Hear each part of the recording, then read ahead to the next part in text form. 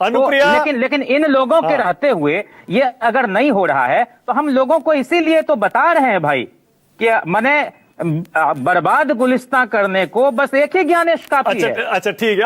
अनुप्रिया क्या होगा, हर डाल पे ज्ञानेश बैठा है। ओके अनुप्रिया बोलिए, ये चुनाव आयोग पर निशाना लगा के वोटर अधिकार यात्रा निकाल के जमीन पर, और तेजस्वी जी मुख्यमंत्री बनने जा रहे हैं। अच्छा जैन जी, अच्छा हाँ अनुप्रिया, ये महागठबंधन चुनाव आयोग से चुनाव लड़ रहा है क्या? और इसका ऐसा तो नहीं कि आपको नुकसान हो जाएगा? अनुप्रिया आपके यहाँ मुझे लगता है मानक जी, सुन लीजिए जैन जी, फिर शोभा नहीं देता है, आपको तो नहीं शोभा देता है इस तरह से। बोलिए मानक जी, आपकी टीम से एक न्यूज मुझे लगता है कि छूट गई है। हाँ। बिहार में एक रंजू देवी हैं जिन्होंने वोटर यात्रा के दौरान तेजस्वी जी के सामने में और राहुल गांधी जी के सामने कहा कि ऐसा है कि मेरा और मेरे 6 परिवार के लोगों का वोटर लिस्ट नाम कट गया, बट उनको उनके वार्ड सचिव ने कहा कि ऐसा है, मौका है, चलिए तेजस्वी जी से मिल लीजिए, राहुल गांधी जी से मिल लीजिए। अब वो बेचारी बयान देते फिर रही है कि ऐसा हमारे वार्ड सचिव ने कहा, मेरे और मेरे परिवार के सारे लोगों का वोट सही सलामत है, आप अपनी टीम से कहिएगा, शायद वो आप चलाइएगा तो ज्यादा लोगों को पता चलेगा। मैं जो कहता हूं वो करके दिखाता हूं, मैं झूठ नहीं बोलता हूं। अब कांग्रेस और कांग्रेस के प्रवक्ता भी ये प्रमाण, ये कसम खा रहे हैं, लेकिन झूठ तो इनका जो जनता, बिहार की जनता अब बता रही है। आपने एक सवाल पूछा जैन जी से, उसका जवाब नहीं दिया। देखिए क्या है कि ड्राइविंग सीट पर बैठ जाने से, महागठबंधन के ड्राइविंग सीट पर बैठेंगे कि नहीं बैठेंगे, तेजस्वी जी को ये अभी तक उनको आश्वासन नहीं मिला है। अब उन्होंने ड्राइविंग सीट को छोड़ दिया है। नहीं, सुन लीजिए ना जैन जी, अरे भाई काहे बहुत आप चिंता कर रहे थे मुख्यमंत्री नीतीश कुमार होंगे कि नहीं होंगे, हमने तो कह दिया 2025 से 30 फिर से नीतीश। अब चुप रहे बाबा। अरे वो आश्वासन तो अनुप्रिया आपको भी नहीं मिला है, अमित शाह जी ने कह दिया बाद में देखेंगे।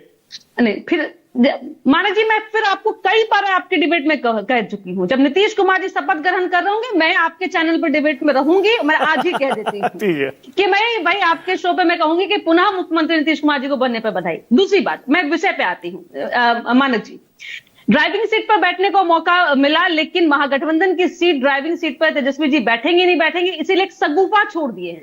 अब विडंबना यह है कि 2025 के विधानसभा में 2029 के लोकसभा का प्रचार चल रहा है कि देश में प्रधानमंत्री राहुल गांधी जी को बनाया जाएगा। क्या बात है भैया।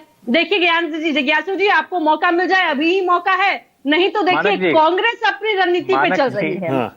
नहीं मानक जी, एक मिनट सुन लीजिएगा। मुद्दा क्या है, आज आपको पता होगा 3 से 4 दिन के पहले जब सुप्रीम कोर्ट के दरवाजे पे ये कहे कि 65 लाख लोगों का नाम काटा गया, किनका काटा गया हमें पता नहीं है। इलेक्शन कमीशन ने बिहार के 243 सीटों के हर एक बूथों पे वो उस लिस्ट को वहां चिपका दिया है कि किनका किनका नाम काटा गया और क्यों क्यों काटा गया है। अब बताइए कहां है मातुल जी के बीएलए? अभी बीएलओ पर तो कह रहे थे बीएलओ ग्राउंड में खा रहे हैं भूंजा।